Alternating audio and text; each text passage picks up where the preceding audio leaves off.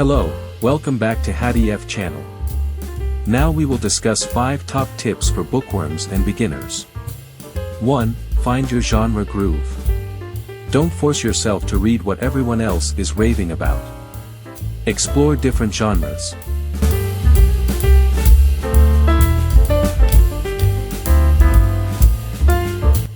2. Start small, dream big. Don't be intimidated by hefty tomes. Begin with short stories, novellas, or even graphic novels to build your reading momentum.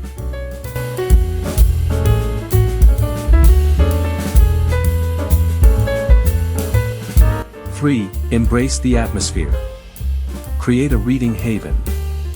Find a cozy corner with comfy seating, good lighting, and minimal distractions.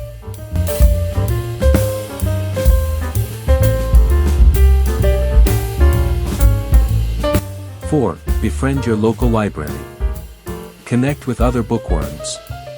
Discuss your favorite novels online, join reading challenges, or start a book club with friends.